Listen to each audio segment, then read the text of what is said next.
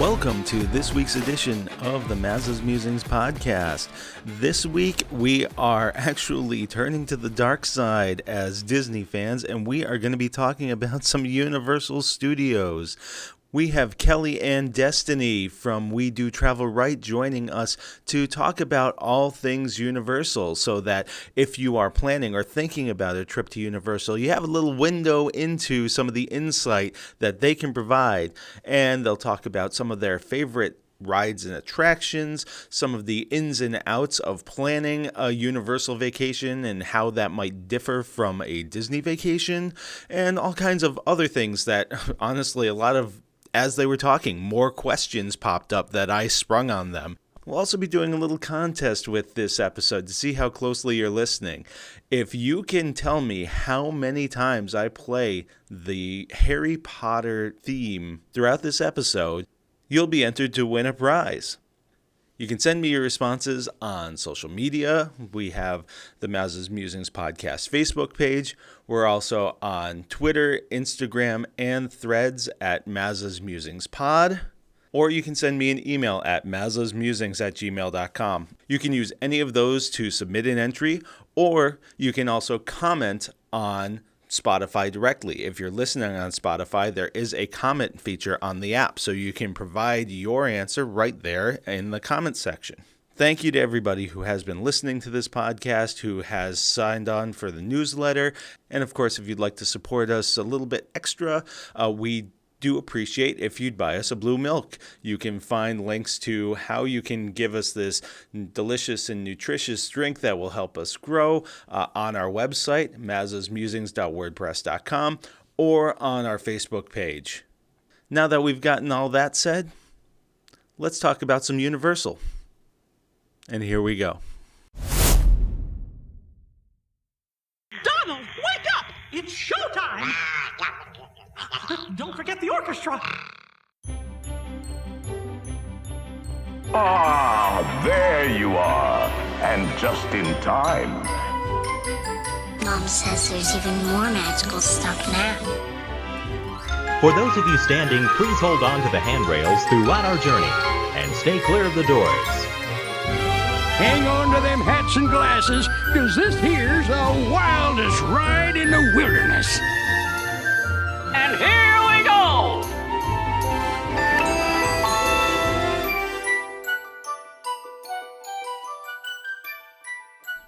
Now, before we get into the Universal talk, we are going to, of course, talk some Disney with the Maza's Mickey Minute. Now, this is an exciting time for the Disney Cruise Line.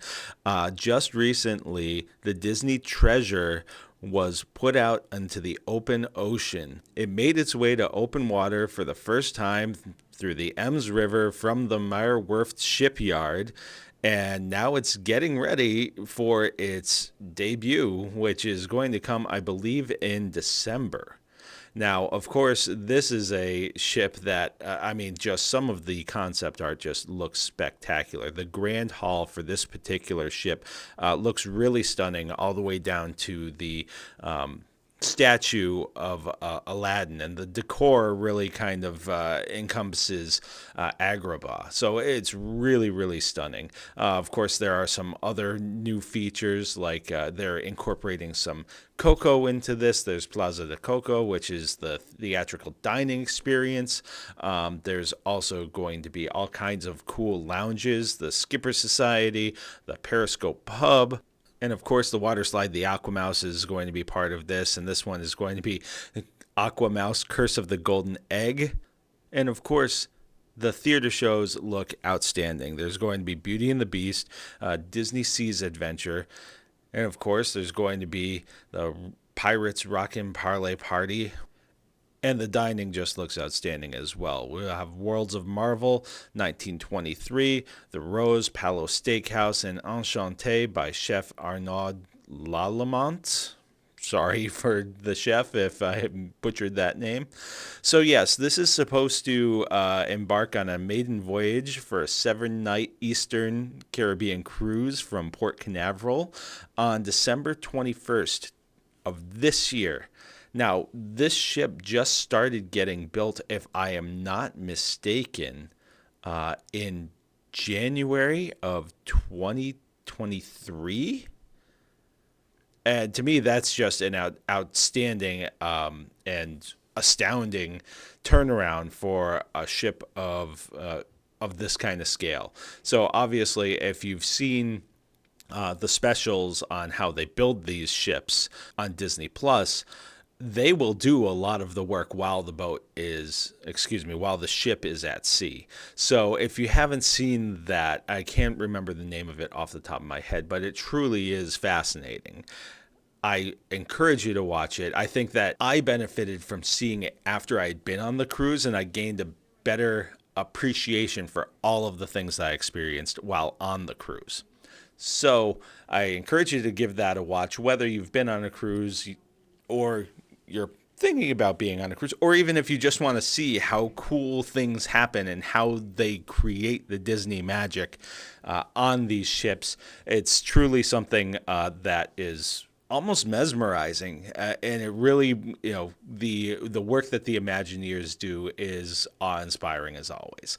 So that is this week's Maza's Mickey Minute. I'm not going to go into my entire We Do Travel Right spiel because, well, I'm going to be joined by a couple of We Do Travel Right agents for our next segment. But of course, if you are interested in a Disney vacation or a Universal vacation, which we're going to hear more about, or a cruise like I just talked about, or an all-inclusive vacation, visit wedotravelright.com/Maza. That's wedotravelright.com/Maza to get a free quote and get started on your next magical vacation. Well, I can't do any more damage around this popsicle stand. So long, partner. See you real soon.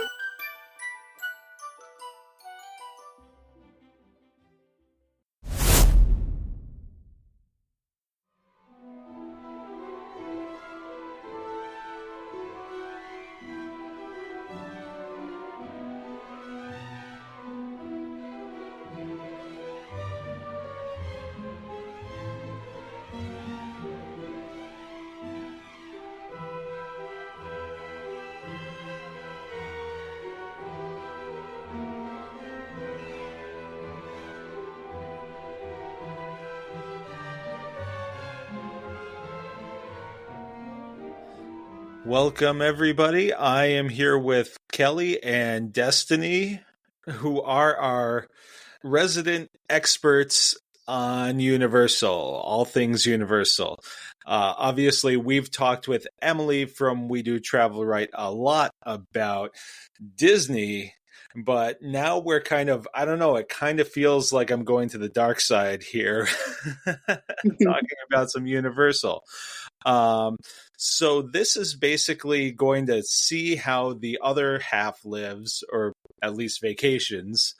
And I thought no better way to do that than to have a couple of experts give us the lay of the land.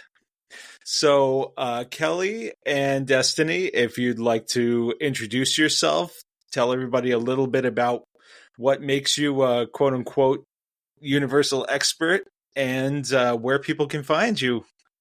That would be great. Take it away, Destinie.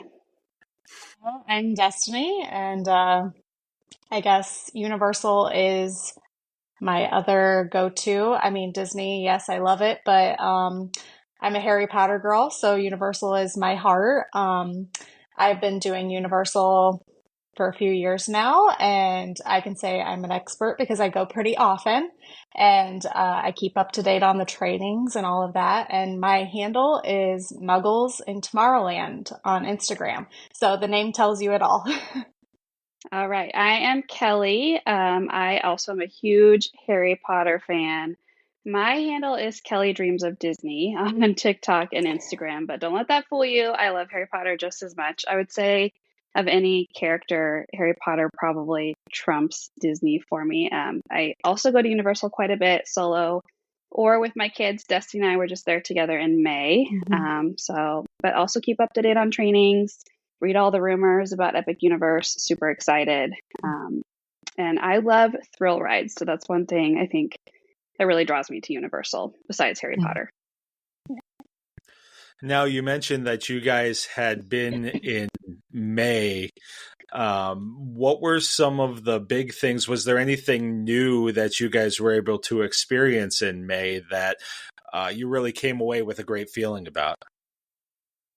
We did actually a non-private VIP tour, and I did not know a lot about VIP tours at Universal. I knew a lot about Disney, but not about Universal, and I was blown away. It's something I would really recommend. They have private, and then they have non-private.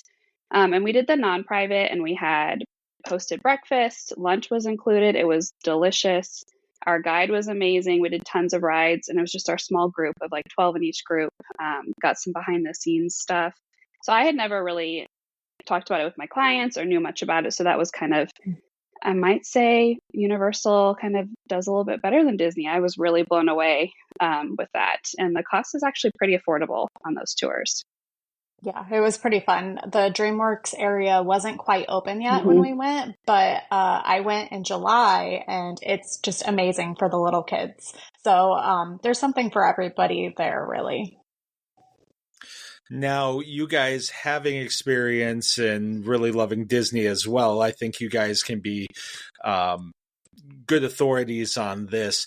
What would you say is the biggest difference between a Disney vacation and, say, a Universal experience? I'd say there's less planning involved. Like you don't have to plan the whole day around lightning lanes and character meet and greets and things like that. Yes, you can, but you don't have to. You just jump into a line, go do what you want to do.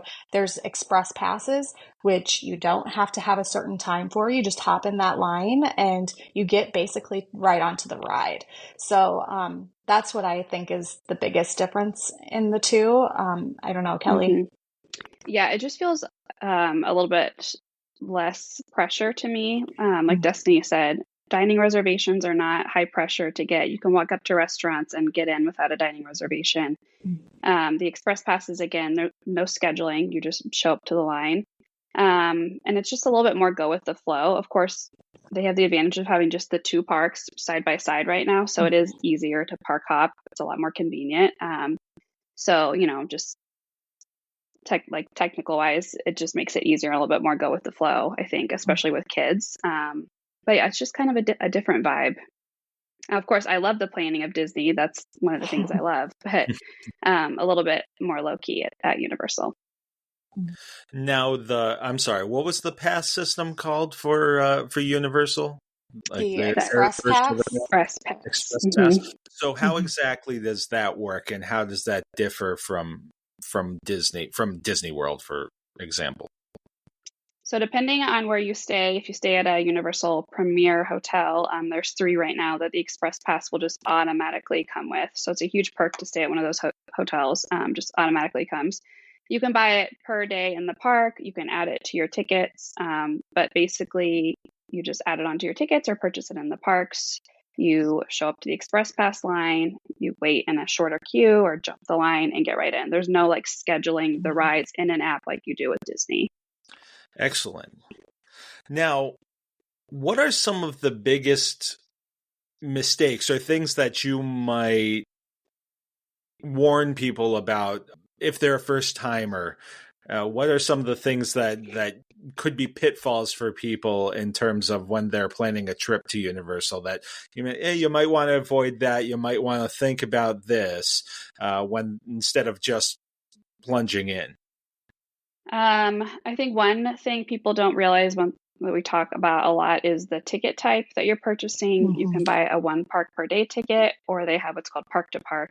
You always want the park to park ticket so you can do both parks in a day, but you have, some people are like, well, that's fine. I'll do Islands of Adventure one day and Universal the next, but you have to have that ticket type to ride the Hogwarts Express. You cannot ride the train without that park to park ticket. A lot of people don't realize that. And even just the convenience of riding the Hogwarts Express between the parks, to me, is worth it.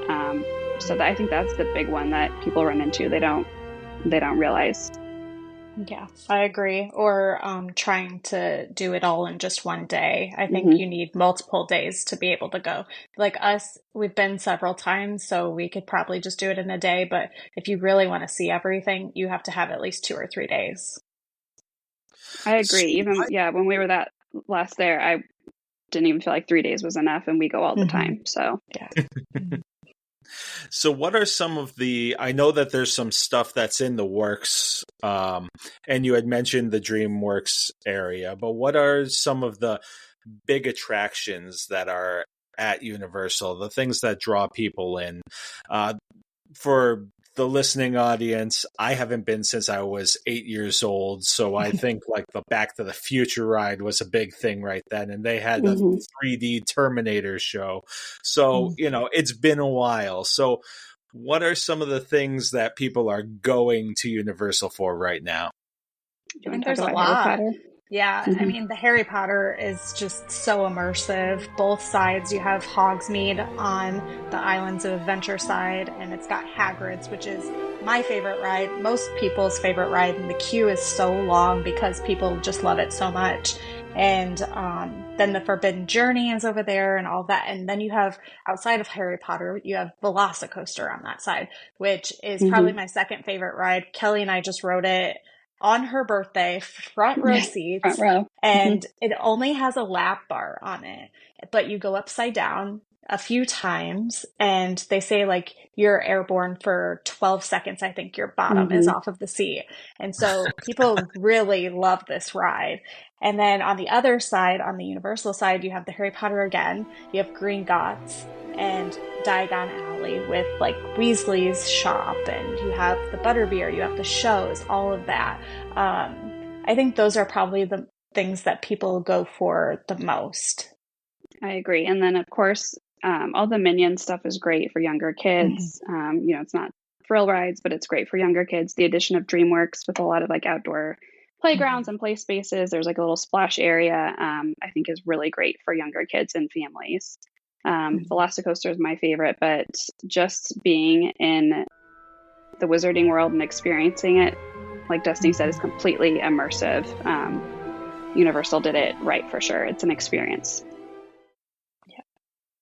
Yeah, obviously Harry Potter is one of the things that you see a lot with the social media posts and things like that. Is Hmm. that the true immersive experience? Like there's so much at Disney World that people say, this is truly immersive, whether it be the Star Wars Galaxy's Edge or even to a lesser extent something like the countries at the World Showcase. Mhm. Um, is that kind of where they're going with this epic universe section that we keep hearing about?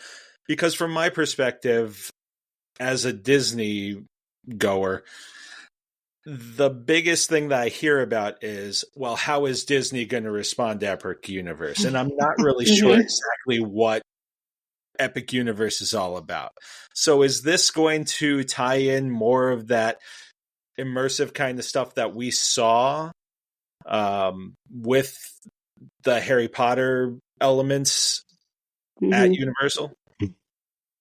I think so. I mean, there's Mhm. 5 different lands. We're gonna have the Ministry of Magic, which is Harry Potter, and it's I think gonna be on like a whole nother level. Feel really dark, but I think it's gonna be very immersive. And then Super Mario World, which I've done at Universal Hollywood, and it was amazing. So I cannot wait to see what they do with that.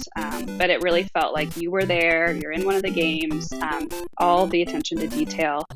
And one thing I also want to say about like when we talk about immersive experience that Universal does well is the ride queues. I went when I was pregnant, so I could not ride much, Mhm. but I did several of the rides and they do such a good job. I did not feel like I was missing out because I got to walk through the castle, still feel like I was experiencing it, and then you just exit right before the ride starts. So I think they do a great job of that for families with younger kids or people, who cannot maybe ride the ride for some reason. Mhm. Anything to add to that, Destiny? Yeah, the immersion. I keep going back to Harry Potter, but like when you walk Hmm. into Diagon Alley, you just feel like you have entered a whole new world almost because it's just all closed off and you're like in Diagon Alley. It's dark in there. There's the dragon breathing fire when you walk in. Like it's just, and I think Epic is just going to be so much more than that, like beyond our imaginations. Them working on like the new Donkey Kong roller coaster that's going to hop across. And like, how do they do that? I don't understand because I don't do that. Yeah. But, I'm excited for like the dark universe with the monsters. I'm not a monster person, but I'm very excited for that. And just they're going to have so much more for little kids in Celestial Park and the new hotels and just everything that goes with it. Disney is not going to be able to say a word, honestly. They have nothing against this. So I think it's just going to be better than what it is already. Now, you mentioned the, well, before we get into that, what's the timeline for Epic Universe at this point? I'd imagine that it's going to be somewhat of a staggered schedule as far as things are opening. It would be very difficult to open all of these things and all of these elements and lands at one time. So what is the timeline looking like on this? Unfortunately, we don't have, really an inside scoop. What we know is right now, Universal's kind of open to book through like those first few days in May, if you're doing like a late April check-in. So yeah, nothing available for booking June, July, summer yet.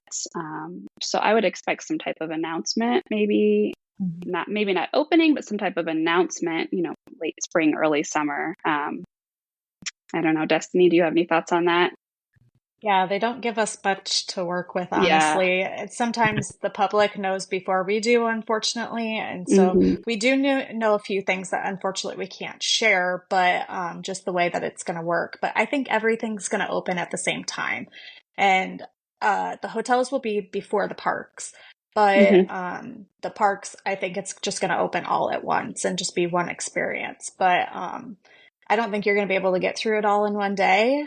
But No. I mean, you can try, and I would like to see it staggered, but I just don't think that's how it's going to happen. It's just going to be all at once. And they're going to have this new transportation system as well, where it's just dedicated to the new theme park. And so you don't have to worry about traffic and things like that. They're just going to take you right out there, and it's looking really cool. Yeah, I agree. I think it's going to be all at once. And it's going to be epic. But, a couple of the new hotels are already open to stay at, like here in January and February, two of the newer ones. And then I think Helios, we'll see some announcements about that when we get more information about like official opening. So, but yeah, I think all at once, it's going to be exciting when it happens. So. Now, with the hotels, is there theming to these hotels? What is the hotel experience like if you're staying at Universal? So they're all different. So we've got kind of how Disney has like value, moderate, deluxe. Universal's kind of the same. They have like a value tier, and then we have all the way to Premier, which is what we think of deluxe at Disney. One thing I have to say about Universal is that they do value resorts so well. Endless Summer, Dockside, and Surfside Inn and Suites I've stayed at a couple times. It's one of my favorite hotels. It's so affordable. The bus transportation is great. It's the newest up until now. They all have Starbucks. So, and it's kind of similar to Disney, how the value hotels aren't going to have as many bells and whistles, maybe not like the water slides at the pools, but then of course the premier resorts are going to be more flashy, more upscale dining, all different theming. There's one that has kind of like a South Pacific theme. There's, of course, the Hard Rock is one of the most popular ones. Helios, the new one, is going to be right in the middle of Epic and Celestial Park when that opens. So that will be pretty cool. Now, when we're talking like price point wise, when you're comparing like what the cost of Disney is versus the cost of Universal, I think a lot of times when they're looking at vacations, they're looking at value. Are we talking comparable, or I know that right now Universal is a bit smaller. They've got the two parks. But are they comparable in terms of like what they're offering in terms of packages and things like that? Or how do they how do they work that compared to Disney? You want to take this one, Destiny? Yeah, go ahead. I will. No, you go ahead. So I think it's comparable. I think Universal is a bit cheaper, honestly, than what Disney is, but they don't have like the more days you go, the cheaper it is type things. But Universal almost always has a deal where if you pay for 2 days, you get 2 days free, or if you pay for 3 days, you get 2 days free. And so they almost always have some sort of promotion like that going. And Disney is just not so much. So, but the thing is, like, with the whole express passes, they're very expensive if you get them standalone or just with the tickets. But when you get the premier resort, then you get it on check-in day and checkout day. So sometimes it's cheaper to stay in a premier resort and then be able to skip all those lines. Now, Disney doesn't do anything like that, and I wish that they would. And people complain, well, lightning lanes are just so expensive. Well, if you look at it the other way, like, they are more expensive at Universal for these express passes, but if you do it the smart way, they really aren't. So I think it depends on what you're going for, and it is pretty comparable, but usually Universal is cheaper. So yeah, I think it's also kind of comparing right now apples to oranges, because I will have people say, I want to compare the costs. I'm like, well, at Disney for a first trip, you really need to do 5 nights and 4 days minimum, minimum. And at Universal, you can get away with 2 to 3 days and, 1 or 2 less nights. So it's not really a fair comparison. Once Epic opens, I think Universal is going to be a full week destination trip or a 5-day destination. And then I think we can really compare that cost there and see kind of how that shakes out. It's really amazing how things have changed. And I like to think that it's a short amount of time. I'm remembering back to when I went to Universal and I was 8 years old, and it's a lot longer ago than I like to admit at this point. But I remember our family, we took the big vacation to Florida, and we did Disney and we did Universal and we did SeaWorld and NASA. And it was something that we spent like a day or two at each place, and just how it's changed over the years to now we've got 4 parks for Disney plus water parks, and then we've got now Epic Universe coming up for Universal. It seems like there's always a state of change for either one that we're looking at. So it seems like we're always looking at some kind of exciting thing on the horizon. So I really appreciate you guys taking the time to explain some of this stuff. And if anybody needed any convincing as to why you should be using an agent, just the little sliver of information we're getting here, it pretty much says to me I would be totally lost if I was trying to do this on my own. Well, we appreciate you saying that. But yeah, especially even with Universal being more laid back, there's still so much to cover and so much to learn. People are, what's Express Pass? What's Park to Park? Some people don't even know that Universal has a water park. So even just things like that. What is Park to Park? While we're on the subject. So Park to Park is when you can do both of the 2 main parks in a day. And the parks are right next to each other, which is great. But that is the type of ticket that you need to be able to ride the Hogwarts Express. The other ticket is a 1 park per day. So one day you go to Islands of Adventure, and the next day you could go to just the Universal side. But you would not be able to cross over, and you cannot ride that Hogwarts Express train at all without the Park to Park ticket. Even if you're like, well, I just want to ride it one way and ride back, I won't even go into the other park. You have to have the Park to Park ticket. So I always recommend Park to Park, and it just makes sense. It's so easy with the parks being right there.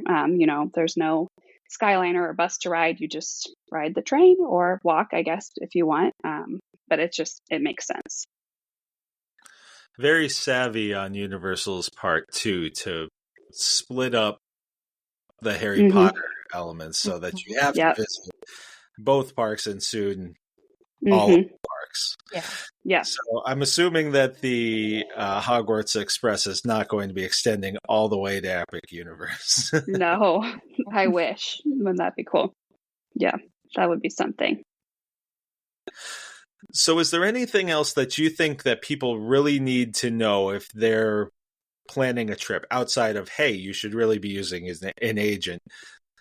Is there anything when people are planning a trip that they should really be thinking about, or that they should know when they're going into their planning process? I know it's a hard question to put you on the spot. I think a big part of what goes into is kind of what Destiny touched on. This is what we asked a lot about, like the express passes, trying to figure out how we can do our vacation as cost effective as possible. And a lot of times people think that might be staying at a value resort and then adding those express passes on or buying them in the parks. And when we really sit down and crunch the numbers, usually that does not make sense. So kind of working through that with people, going over the options, and I think with Epic, of course, we'll see some growing pains, as you would expect. So I think that will be nice to have an agent to help you kind of walk you through all of that. There's going to be a lot of new information, lots of stuff to look at as far as planning out your day. There's going to be a lot of park to cover when that opens. So just even having someone to kind of help you prioritize what's important, even knowing height restrictions on rides. Like, I have kids that can't ride these rides. Some people don't realize that they'll get up there and be disappointed and have disappointed kids. So kind of mapping out that day is important. So that's an interesting point. Do you find that one park or the other is more catered towards families with younger kids, or is it pretty even? Now that DreamWorks is open, I think it's pretty even. You have Dr. Seuss on the Islands of Adventure side, and then you have DreamWorks on the Universal side. So there's something for everyone. People say, oh no, Universal's just for older kids, when really it's not. I mean, my youngest went when he was a year old, and he rode on a few rides while we were there. So other people think of it as the other way, like, oh, there's not much for my kids to do, so I'm just not going to go. And so I think it's all about mindset too. Like, if you go in thinking, oh no, there's not going to be anything for my toddlers, then yeah, there's probably not going to be. That's your mindset. So we try to turn that around and say, no, there's going to be something for everybody. There's a new splash pad at the DreamWorks area. I mean, my kids could spend all day over there.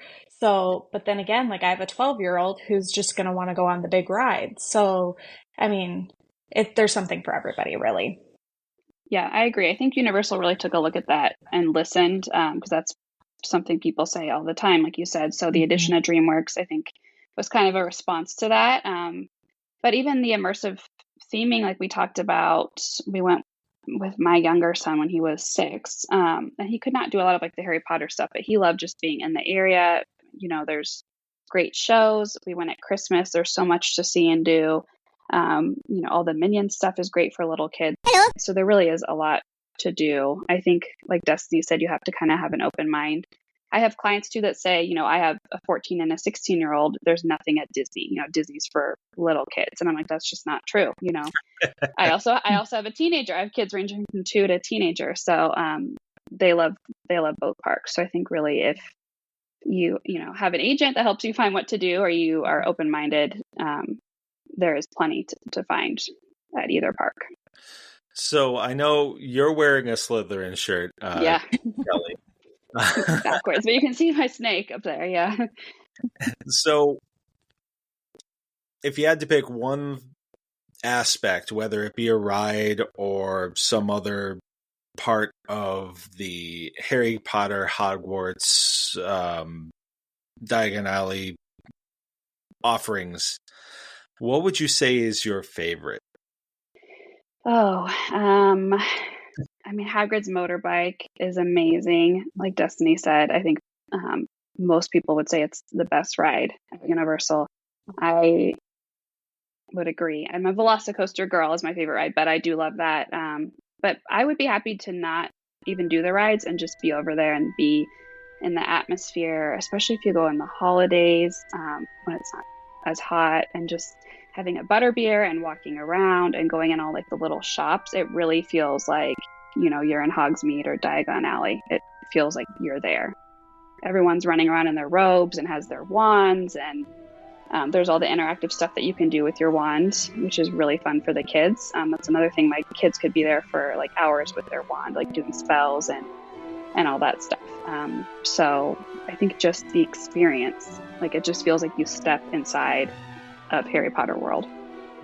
Yeah, I agree. My daughter, well, I'm a Hufflepuff as well, but my oldest daughter is a Hufflepuff, and she was just wearing her robe around, and she's like, "These are my people, Mom."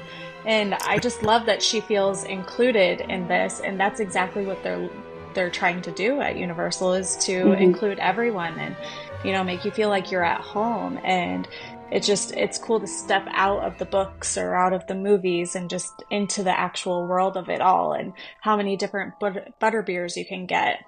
You can get it frozen, you can get it cold, ice cream, fudge, like there's just so many possibilities. So it just makes you feel like you're right there in it. And I love that. So what exactly, this is going to sound like a really dumb question, but forgive me. I'm a total noob when it comes to Harry Potter, especially. But what exactly is a butterbeer? It's like a butterscotch drink. Like some people say like a pop almost, but it's not really. It comes with like a foam on top of it, like a whipped cream almost type foam. The hot is my personal favorite, but obviously it's Florida, so it's too hot for the hot. But the ice cream form is really good, but I think it just tastes like butterscotch. I make it at home sometimes, honestly, with like cream soda and butterscotch syrup and ice cream, and that's all I do with it. So you could even do it at home, but it has a very distinct taste to it, though. Like I can't make it at home like they do there, obviously. Yeah, that's what I was going to say. It's exactly like cream soda with like a butterscotch flavor. And all the flavors are good. There's not a bad one, I don't think. So you have to try them all if you're there. Now, I apologize for jumping around a little bit, but as we've been talking, you've mentioned some things that have piqued my interest. And one of them was you mentioned something about a Dr. Seuss area. And this is particularly of interest to me because I'm here in Springfield, Massachusetts, which was the birthplace of Dr. Seuss. So what can you tell me about that? What can you see and what can you do in that area? So there is this ride that's like Redfish, Bluefish, that book, and it's almost like a Dumbo ride at Disney. And so that's for like the littler kids. There's just a whole land. It's called Dr. Seuss Land. And there's a high on the sky trolley. There's a height requirement on that one. But it just goes above Islands of Adventure. You can see Hulk from up there, and then they have a carousel that you can go on, and I don't think that one has a height requirement either. So it's really nice for families that have smaller kids. And then they have a restaurant as well that just reopened, and then they have like the green eggs and ham type store. And so you can get like tater tots that have like green eggs and ham on top of it. It makes you feel like you're in the books. They have the Cat in the Hat ride. It's like Winnie the Pooh at Disney. And so like I said, for little kids, this is the perfect area. They even have like a little splash pad type area there too. So hot Florida days, that's the spot to be in. So it's really cute. Just even when you walk around, you do feel like you're in one of the books. And that green eggs and ham spot, I would say, is one of like the top, makes every list of top best snacks at Universal. And I would concur. We had like the green eggs and ham. They had like they always have some specialty flavor that's rotating. So definitely worth a stop. But it's super cute. So that brings up another question that I hadn't thought of, but what are some of your go-to food spots, whether it be somewhere to sit down or somewhere to just grab a snack? Do you have favorite snacks? My kids really like the Simpsons area because there's like a bunch of different stuff. Of course, Duff Beer's over there, which is great for the adults. But there's like a spot to get pizza, and Lard Lad, the donut place, where like the giant pink donuts is always a big hit. So that's a big one for my kids. We do a lot of like pretzels when we're there. I think that Universal gets overlooked a lot of times for sit down dining. We recently did Mythos when we were there on the VIP tour, and it blew me away. It was so delicious and great. I was really impressed with that. So if you're going to do a sit down meal, I think in the parks, that is the place to go. What are your favorites, Destiny? I really like Mythos too for a sit down, but I like the Thunder Falls over in the Jurassic Park area. They have really good wings. And then over on the Universal side, I like the Minion Cafe. They have really good like noodles and chicken. My kids love the meatballs there. They have like Minion tots, like tater tots that are in the shape of minions. And so it's not cool to play with your food, but like it's fun. You know, I mean, you let your kids when you're there. But yeah, the pretzels are really good. I think that the turkey legs there are better than Disney. Honestly, like they're more moist and I think they're bigger, just better.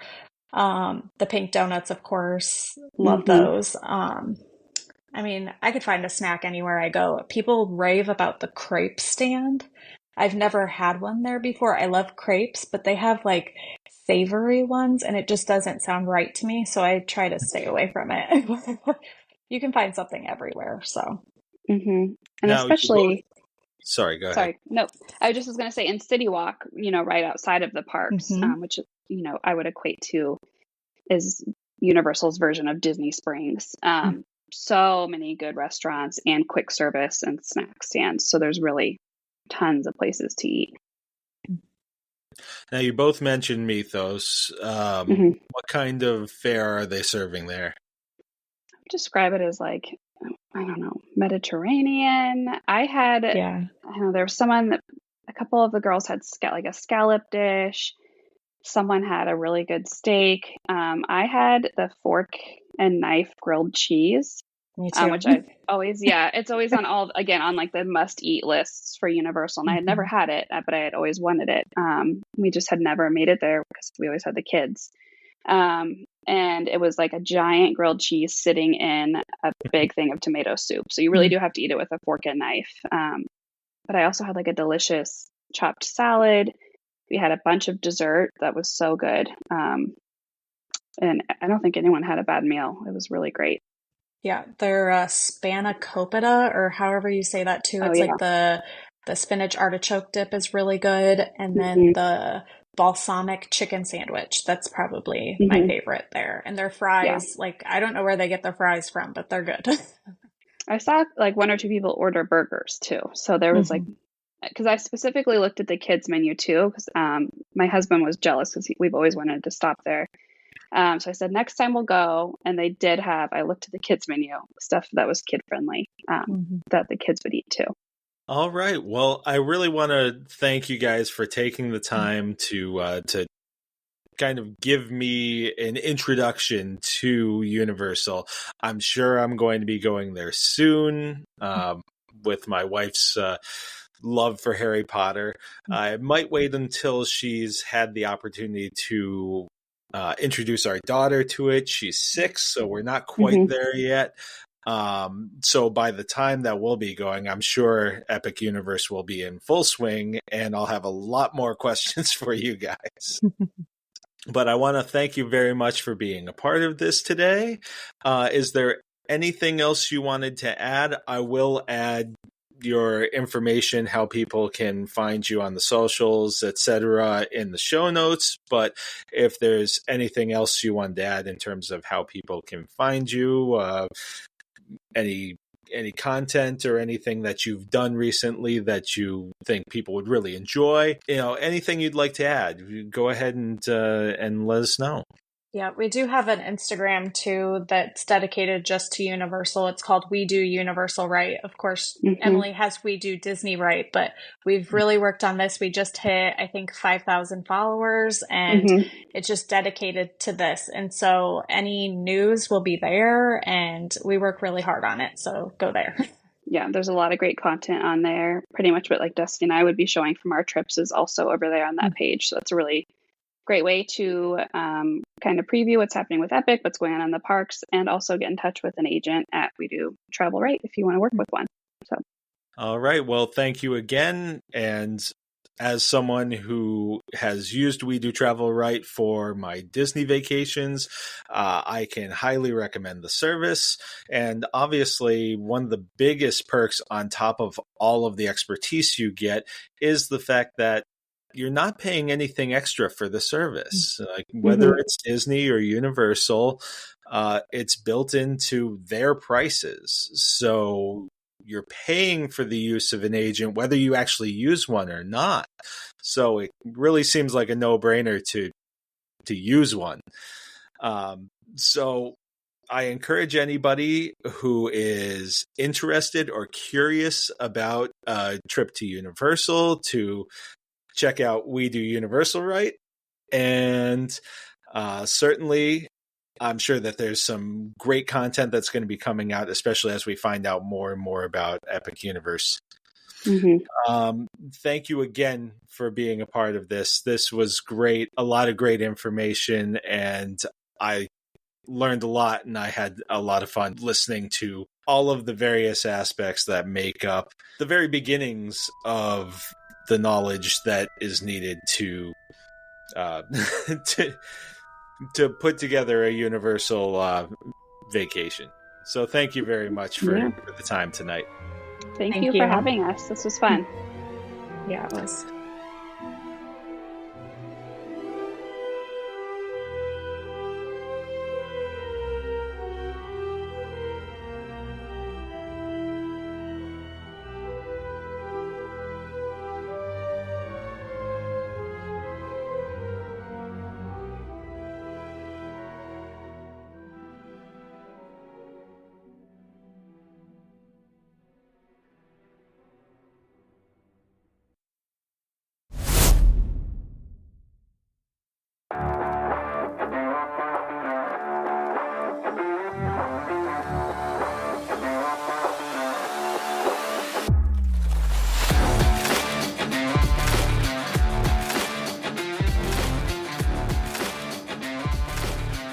Well, I certainly want to thank Destiny and Kelly for joining me on this podcast. Of course, be on the lookout for more Universal content at We Do Universal Right on Instagram.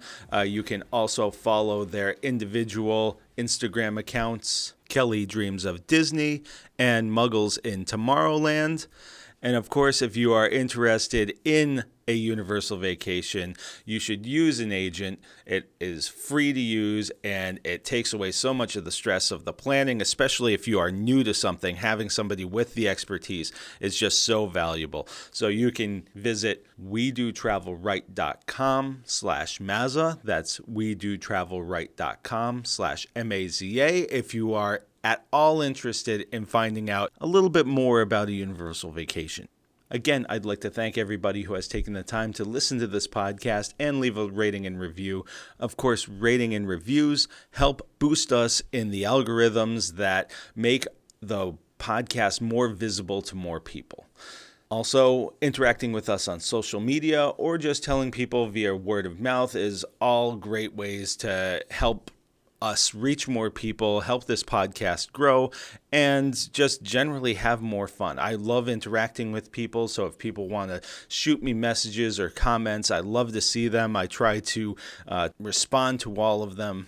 And of course, if you're interested in being a guest on the show, or if you have an idea for a podcast, you can always reach out to me either through the social medias. That's the Maza's Musings podcast Facebook page, or Maza's Musings pod on Threads, Instagram, or Twitter, now known as X, or by reaching out at mazasmusings.wordpress.com and using our contact information there. Love to hear from you. So feel free to drop us a line. Your feedback is very, very important to us and how we move forward with this podcast. So please do not be shy. And as always, I hope you have a great weekend and a great week.